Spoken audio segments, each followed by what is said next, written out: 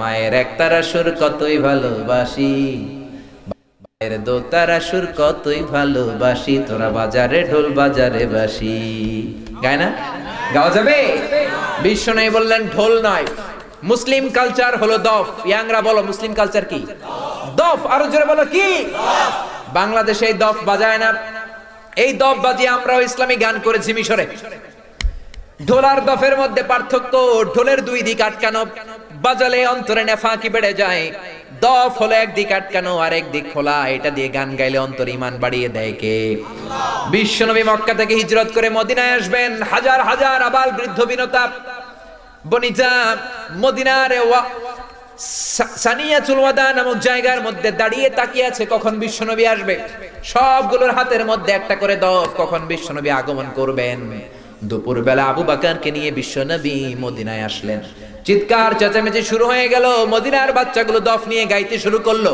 তলাআল বাদরু আলাইনা মিন সানিয়াতিল ওয়াদা ওয়াজাবা শুকরু আলাইনা মাদা লিল্লাহি দা আইয়ুহাল মাবউথু ফিনা جئت من أمر المطاع جئت شرفت المدينة مرحبا يا خير دا পারেন পড়েন طلع البدر علينا من ثنيات الوداع وجب الشكر علينا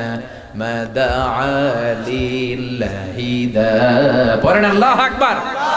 এজন্য মুসলমান দফ বাজিয়ে গান গাও। কণ্ঠ যদি ভালো হয় ছেলেগুলোর হাফেজ বানান, ইসলামী সঙ্গীতের শিল্পী বানান, ফ্যামিলিটারে জান্নাতি ফ্যামিলি বানিয়ে দিবে কে? মিশরের একটা ইসলামিক কনসার্টে এই গানটা গিয়েছিলাম, তালা আল বদরু আলাইনা। তখন আরো ছোট, আল আজহারের ছাত্র, কণ্ঠ আরো চিকন ছিল। ওই ইসলামিক কনসার্ট, ওখানে ঢোল দিয়ে রিমিক্স কাওয়ালি গায় না, ওইখানে দফ বাজিয়ে গান হয়, যেটা সুন্নাত। জোরে কোন ঠিক কিনা? তো ওইখানে গানটা গাওয়াতে আমাকে চান্স দিল আলেকজান্দ্রিয়াতে, আলেকজান্দ্রিয়ার প্রোগ্রামে। ওখানে গেলাম, ওখানে কাসিদায়ে বুরদা গেলাম। কাসিদায়ে বুরদা আপনারা জানেন, বুরদা মানে চাদর। যে লেখক এটা লিখেছেন নবীর শানে, নাতে রাসূল, এত মহাব্বত নিয়ে লিখেছেন। লিখে ঘুমিয়ে গিয়েছেন, স্বপ্নে দেখেছেন বিশ্বনবী তার গায়ে একটা চাদর দিয়ে গিয়েছে। ঘুম থেকে উঠে দেখে ওই চাদরটা তার গায়ে তখনও আছে। কোন সুবহানাল্লাহ। ওই গানটা গাওয়ার পরে মিশরি প্রধান অতিথি আমারে বলতেছে, আল্লাহে ইনতা মিনাল আরব, তুই আরব দেশের সন্তান। আমি কই আল্লাহে আনা মিন বাংলাদেশ, আল্লাহর কসম আমি বাংলাদেশের সন্তান। কই ইদান আবুকা মিনাল আরব, তাহলে তোর বাপ আরব। আমি বললাম আবি মিন বাঙ্গাল, বাপ বাঙালি। কই ইদান আজদাদুকা মিনাল আরব, তা না হলে তোর 14 গোষ্ঠীর কেউ না কেউ আরবে ছিল। আমি কই 14 গোষ্ঠী বাঙালি। আল্লাহে মা সামিতু মিসলা আজমাল হাদা সাউত মিনাল আগানাবি হাবিবি। আল্লাহর কসম, আরবের গান অনারবের কণ্ঠে এরকম সুন্দর সুর খেলে এটা আমার জানা ছিল না। এজন্য এদেশের ছেলে মেয়েদের কণ্ঠ যে কত মধুমাখা, জাদুমাখা, গোটা বিশ্ব কাঁপিয়ে দেয়। জোরে বলেন ঠিক কিনা? ওআইসির প্রোগ্রামে 7 দিন ব্যাপী মালয়েশিয়াতে আমার ইউনিভার্সিটির ডেলিগেট আমি ছিলাম, 54টা দেশের ডেলিগেট। তো ওখানে আমাদের চট্টগ্রামের কৃতি সন্তান মাহিউদ্দিন মাহি এখন আছে মরক্কোতে, উনি আমাকে ডেলিগেট হিসেবে রাখলো। তো ওখানে ওপেনিং সেরিমনিতে এই কাসিদায়ে বুরদা গেলাম। গাওয়ার পরে সবাই বলতেছে ক্লোজিং সেরিমনিতে তোমার গান গাইতে হবে ইংরেজিতে, ইংলিশ গান। তো তখন গাইলাম মাহির জানের বারাকাল্লাহ। শুনেছেন? কেউ শুনেন নাই? ইউটিউবে শুনছেন? মাশাআল্লাহ। এই মাহির জানের বারাকাল্লাহ গাওয়ার পরে 54 দেশের ডেলিগেট হাত তুলে বলতেছে মাররাতানি মাররাতানি, ওয়ান মোর মাররাতানি, আরেকটা। তো উপস্থাপক বলতেছে we can't give Sheikh Mizan extra time for another song because of the time limits. সময় না থাকার কারণে আমরা আরেকটা গানের সুযোগ দিতে পারছি না। এজন্য কণ্ঠ যদি ভালো হয়, ইসলামী গান শিখান, কোরআন শিখান, ছেলেগুলোর ভদ্র বানায় দিবে কে? মায়ের জানের গান শুনবেন, 2 লাইন গেয়ে শোনায়। We are here on this special day, our heart full of pleasure. a day that brings the two of you close together. We gathered here to celebrate moment like a stranger.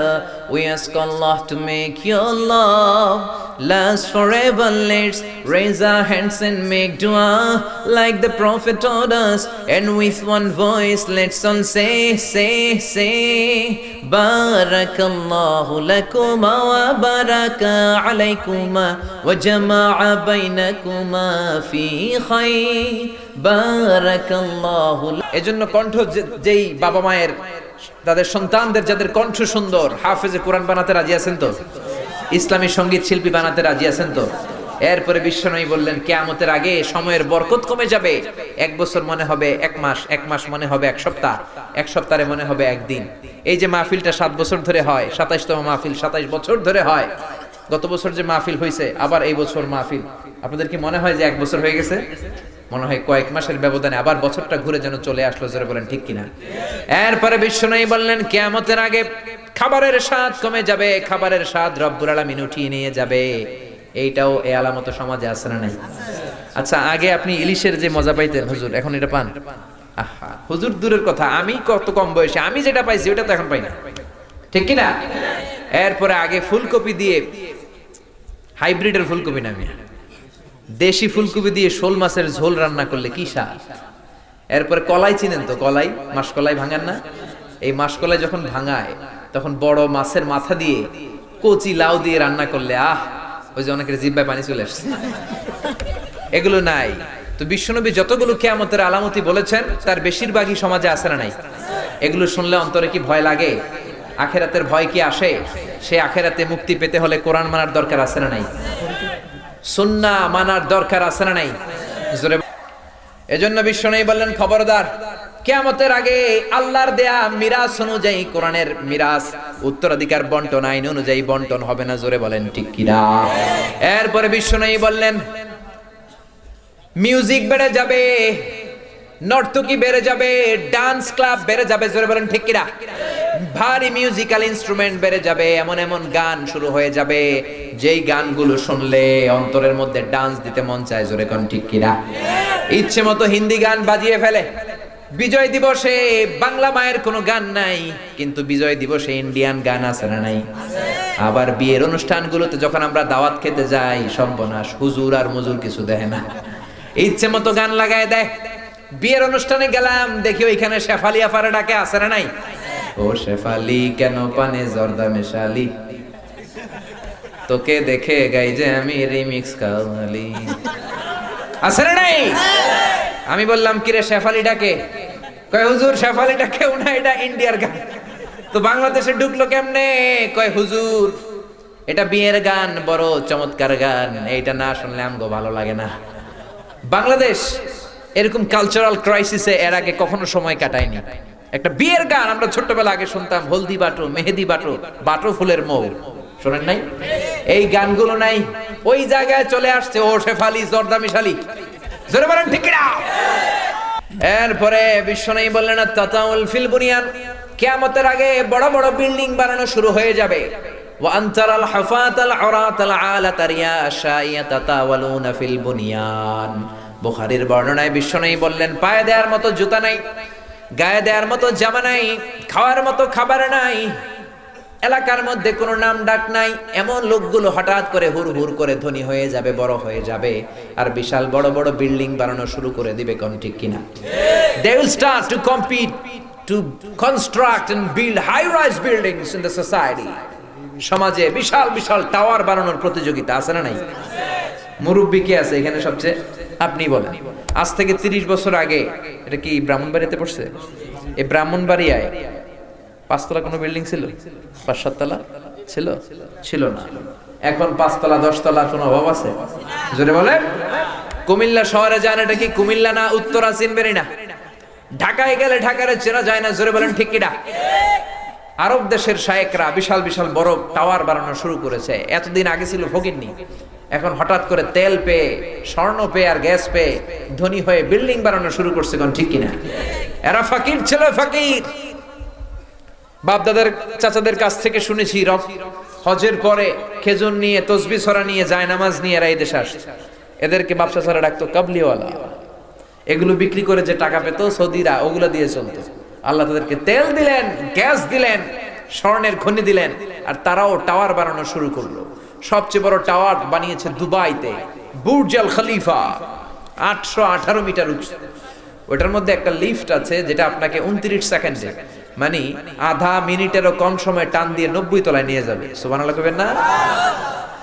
Dubai সরকার যখন এটা বানালো, Saudi সরকার কয় কিরে, আমরা মনে হয় পিছায় যাইতেছি, Dubai মনে হয় বেশি আগায় যাচ্ছে, আমরা পিছাবো কেন, আমরাও একটা বানাবো তোদের চেয়ে বড়। তোরা বানাইছস 818 মিটার উঁচু, আমরা বানাবো 1000 মিটার উঁচু।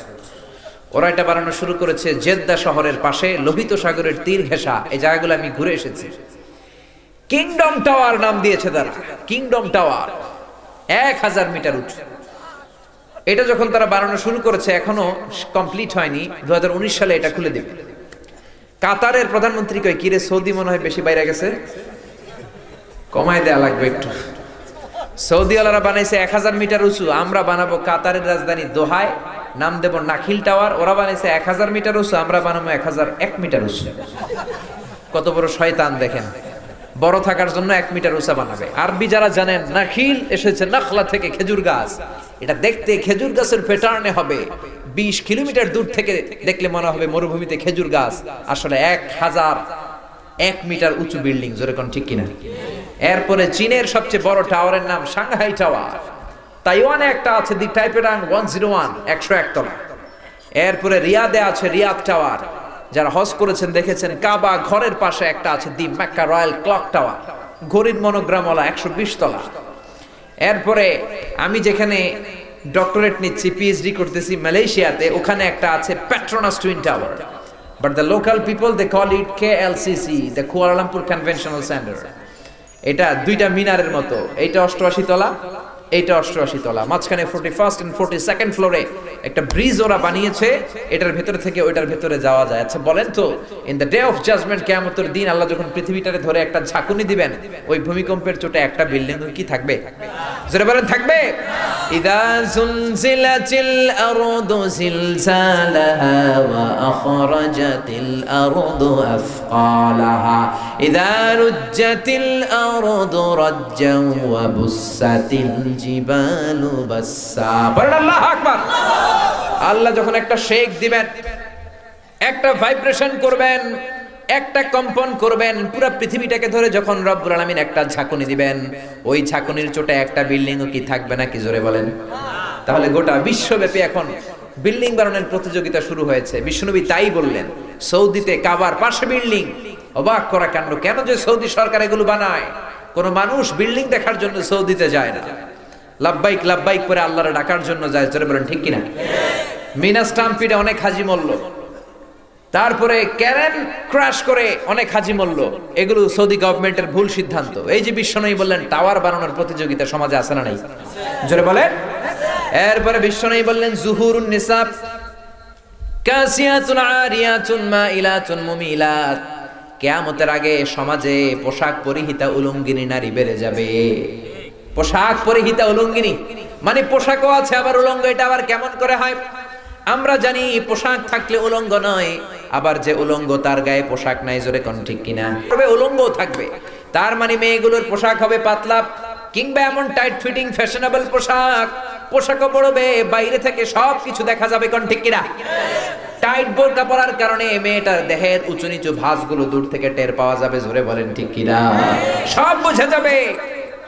বিশ্বনবী বললেন লা ইয়াদখুলনাল জান্নাতা ওয়ালা ইয়াজিদনা রিহাহা। জান্নাতের ঘ্রাণ তো পাবেই না, জান্নাতের ঢোকা তো দূরের কথা, জান্নাতের ঘ্রাণও তাদের নাকে লাগবে না। কোন ঠিক কিনা? আর জান্নাতের ঘ্রাণ 500 বছর দূরের রাস্তা থেকেও নাকে টের পাওয়া যায়। কোন আল্লাহু আকবার। এখান থেকে জান্নাতে যেতে 500 বছর, এত দূরে থাকতেই জান্নাতের ঘ্রাণ আপনার নাকে এসে ধাক্কা মারবে। ওই মহিলাগুলো জান্নাতে তো যাবেই না। দায়ুস বললেন বিশ্বনবী এদেরকে, দায়ুস মাইলাতুন মুমিলাত।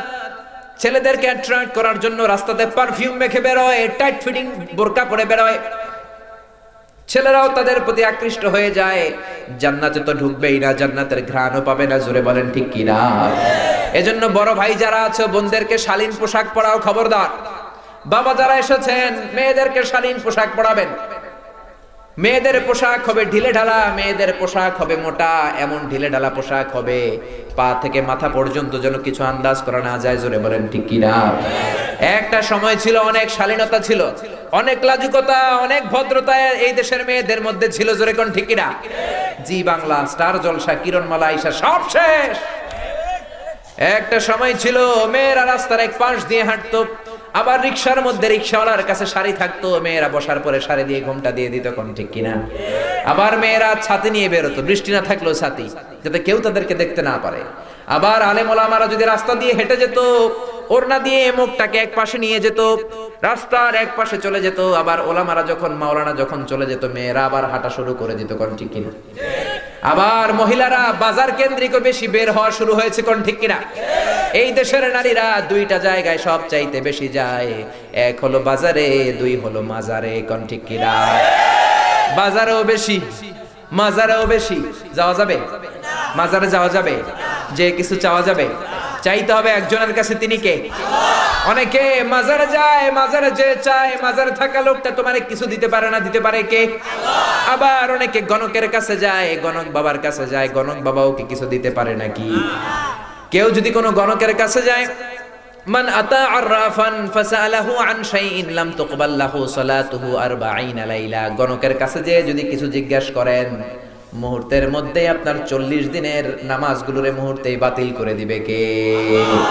গণকের কাছে যাওয়া যাবে এক শর্ত, যেই থাপ্পড় মারবেন 40 কেজি ওজন, এক থাপ্পড়। থাপ্পড় মারলে যদি রেগে যায়, থাপ্পড় মারলেন কেন? আপনি বলবেন তুমি তো গণক, ভবিষ্যতের কথা জানো, আজকে আমি এসে যে থাপ্পড় মারবো তোমার তো আগেই জানার কথা, আমার দেখে তুই দৌড় দিলি না কেন? জোরে বলেন ঠিক কিনা? এজন্য খবরদার, গণক বাবা, জ্যোতিষ বাবা রাশি ফল দেখে বলে দেয় আপনি যাবেন, কয় আপনি হইলেন কুত্তা রাশি। আপনার বউরে নিয়ে গেলে কইব তোর বউ বিলাই রাশি, বাচ্চাটারে কইব তুই ইন্দুর রাশি। আসলে কিচ্ছুই বলতে পারে না, ভবিষ্যৎ বলতে পারে একজন, তিনি কে?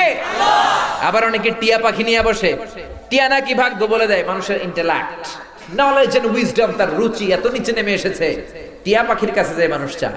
আরে চাইতে হবে তো একজনের কাছে, তিনি কে? আবার অনেকে বলে হাতের রেখার মধ্যে অনেক কিছু আছে, কিচ্ছু নাই। হাতের রেখার মধ্যে কোনো নসিব নাই, হাতের রেখার মধ্যে ভাগ্য নাই। হাতের রেখায় ভাগ্য লেখা থাকে না, কারণ ভাগ্য তো তারও থাকে যার হাত থাকে না। জোরে কোন ঠিক কিনা? অনেকের হাত নাই, পা নাই, এরকম সন্তান আছে না নাই? তো যে লোকটার হাত নাই তারও ভাগ্য আছে না নাই? সবকিছু দেয়ার মালিক কে? এজন্য খবরদার, মেয়েদেরকে পোশাক পরান, ভদ্র পোশাক। এমন পোশাক বের হয়েছে স্টাইলিশ, ছেলেগুলো এখন উল্টাপাল্টা পোশাক পরা শুরু করছে। পাঞ্জাবির সাথে দেখে ওন্না পরে, কিরে ভাই ওন্না কেন? কই হুজুর এটা নিউ স্টাইল, এটা নতুন স্টাইল এসেছে, আমরা ওন্না লাগাই। এজন্য দামি গাড়ি দেখলেই ভাইবেন না মহা সুখের সাগরে ভাসছে, এমনটা নাও হতে পারে। মার্সিডিজ বেঞ্জে চড়ে, আল্লাহ আমার যদি এরকম হইতো, না হয়তো সুখ নাই। বিএমডব্লিউ তে চড়ে, Mini Cooper, Rolls Royce, McLaren, Bugatti, Porsche, Ferrari, Lamborghini, Volkswagen, কত দামি দামি ব্র্যান্ড তারা চালায়। দামি গাড়ি থাকলেই যে শান্তি থাকবে এটা নাও হতে পারে। কারণ খেয়াল রাখবেন, টাকা দিয়ে ফ্ল্যাট কিনা যায়, গাড়ি কিনা যায়, শান্তি কিনা যায় না। টাকা হলে বালিশ কিনা যায়, জাজিম কিনা যায়, ঘুম কিনা যায় না। জোরে কোন ঠিক কিনা?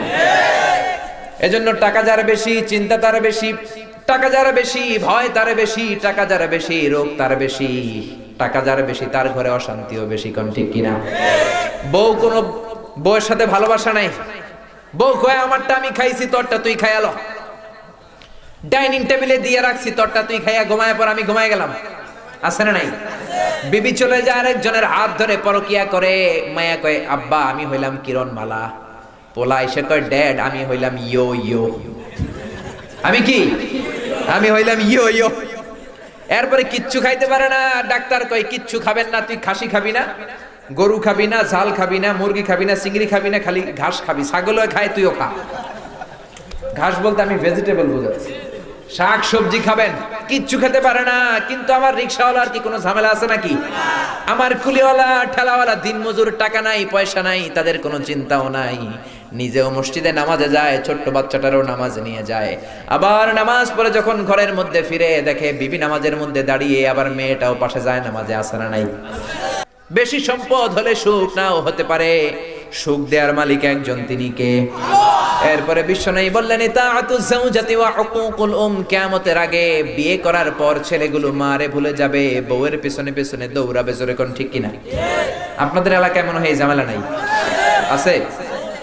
হ্যাঁ, বিশ্বনবী বললেন বিয়ের আগে প্রচন্ড মায়ের ভক্ত, বিয়ের পরে আর মারে চিনে না, বউয়ের ওড়না ধরে পিছনে পিছনে দৌড়ায়। আছে না নাই?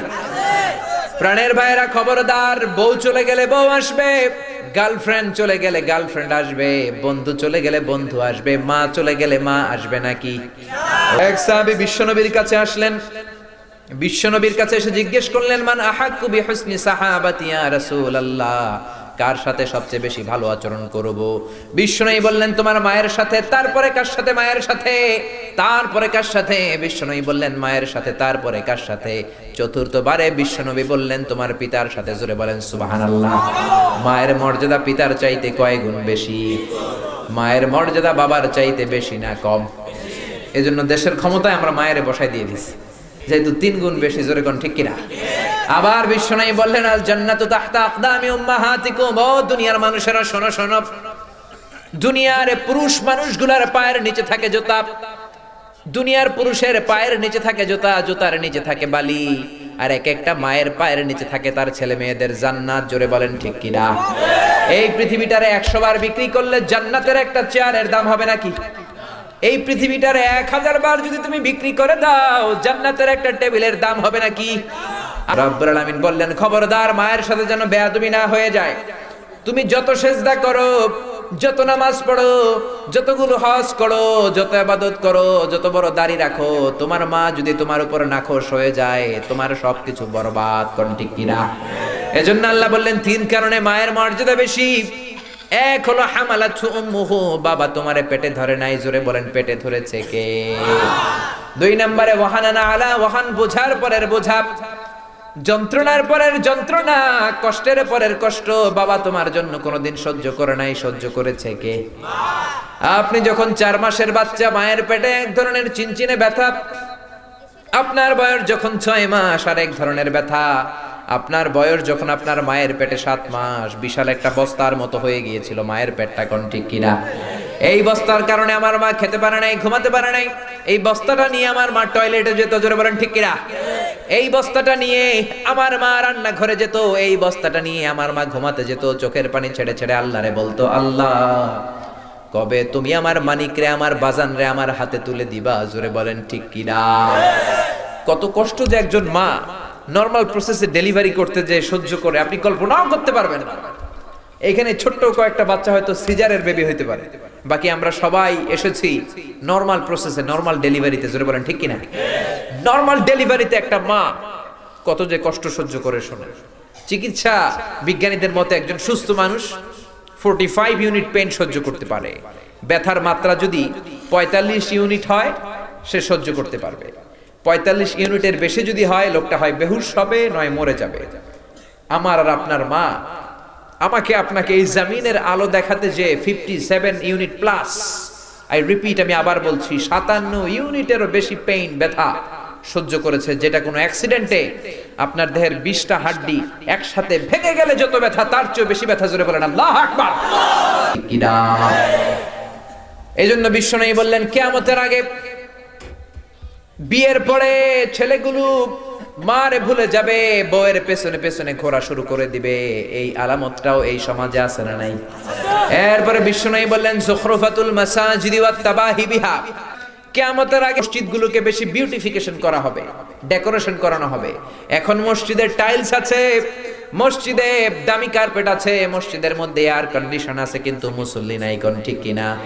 হে নামাজি আমার ঘরে নামাজ পড়ো আজ, দিলে মে তোমার চরণ তলে হৃদয় যায় নামাজ।